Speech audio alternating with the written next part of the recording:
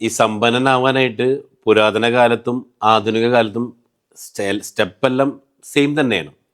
പക്ഷെ അതിൽ കുറച്ച് ടെക്നോളജിയും കൂടെ ആഡ് ചെയ്തിട്ടുള്ളൂ നമ്മളിപ്പോൾ ഈ ആധുനിക കാലത്ത് എന്ന് പറയുമ്പോൾ. ഇപ്പോൾ ജയശ്രീ പറഞ്ഞ പോലെ തന്നെ പണ്ട് ഈ ചാണക്യ തന്ത്രങ്ങൾ, ഓരോ രാജാക്കന്മാർക്കും അവരുടെ രാജകീയ സദസ്സിൽ ഉപദേശകന്മാരുണ്ടായിരുന്നു.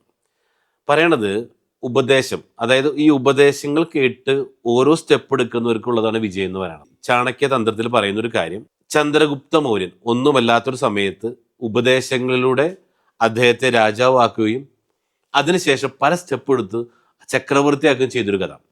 കഥയല്ലാതെ പുരാണങ്ങളിൽ പ്രതിപാദിക്കുന്ന ഒരു കാര്യം തന്നെയാണ്. ഉപദേശങ്ങൾ എണ്ണം ഓക്കെ, അതിലേക്ക് ഓർമ്മയുള്ള കുറച്ച് നമുക്കൊന്ന് ഡിസ്കസ് ചെയ്യാം കേട്ടോ. അതിലാദ്യത്തെ പറയണമെന്ന് വെച്ചാൽ കഠിനാധ്വാനം ചെയ്യണം സമ്പന്നനാവാൻ, പക്ഷേ ആ രീതി വ്യത്യസ്തമാവണം.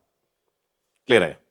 അതായത് കഠിനാധ്വാനം നമ്മൾ ചെയ്യണം, എങ്കിൽ അത് വ്യത്യസ്തമായ രീതിയിലാവണം. ആളുകളൊക്കെ കഠിനാധ്വാനം ചെയ്യുന്നത് ശാരീരികമായിട്ടാണ്, പക്ഷെ ആ രീതി വ്യത്യസ്തമാകണമെന്ന് പറഞ്ഞാൽ എന്താണ് സാർ ഉദ്ദേശിക്കുന്നത്? അതായത് ഇപ്പോ നമ്മുടെ കഴുത നമുക്കറിയാലോ, കഴുത അധ്വാനിക്കുന്നു, രാവും പകലും ഭാരം ചുമക്കുന്നു.